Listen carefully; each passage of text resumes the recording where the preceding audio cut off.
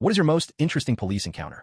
I work nights in a gas station in a rough part of town. You see all kinds of stuff at 3 a.m. I've been doing this job for 6 years now. My manager says I'm crazy for taking the overnight shift, but the extra $2 an hour helps pay for my mom's medicine. One winter night, this kid comes in, maybe 13 or 14, shivering, no jacket, just a thin t-shirt with some cartoon character I didn't recognize. It's like 5 degrees outside, and we just had that freezing rain that makes everything look like glass. He doesn't look at me when he walks in. Keeps his head down and shoulders hunched. The bell above the door chimes, and he flinches like it might bite him. The thing is, I've gotten pretty good at spotting trouble. Teens usually come in packs, laughing too loud and knocking stuff over. This kid was different. Quiet. Alone. He wanders over to the hot food section, and I watch him through the security mirror. He grabbed a handful of those free ketchup packets we keep out of hot dogs and stuffs them in his pocket.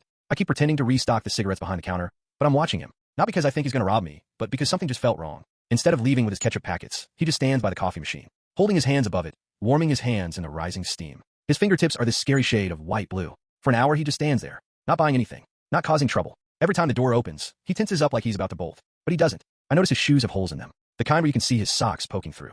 And those socks don't match. Store policy says I have to kick out non-customers. My boss had just chewed me out last week for letting those homeless guys hang around too long. This isn't a shelter, he said, but something about this kid's eyes looked so tired. I make a big show of mopping the same spot near the register for 20 minutes. Pretended not to notice him. Even turned up the heat a little when I thought he wasn't looking. At one point, he catches me watching and his whole body goes rigid. I just nod at him and go back to counting inventory like he's not even there. The relief on his face was so obvious, it hurt something inside my chest. At 3:45, he starts coughing, the dry, hollow kind that echoes in the empty store. I grab a bottle of water from the cooler, walk over, and sit on the counter by the coffee machine. On the house, I mumble, walking away before he can say anything. Around 4 a.m., a cop walks in for his usual coffee. Officer Mendoza. He stops by most nights around this time, just before the end of his shift. I probably poured him 1,000 coffees over the years. He nods hello, then stops when he spots the kid. I feel my stomach drop. The kid sees the uniform and freezes like a deer in headlights. His eyes dart to the door, calculating if he can make it. Mendoza walks over and I think, great, now the kid's in trouble.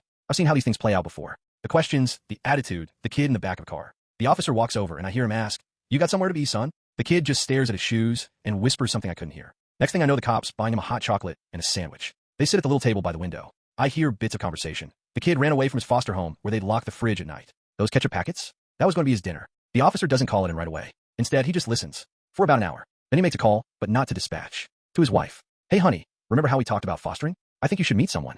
3 years later, that same kid comes into my store, wearing a varsity jacket, taller now. The officer is with him, helping him pick out snacks for a road trip. College visit. The cop tells me with the biggest smile I've ever seen.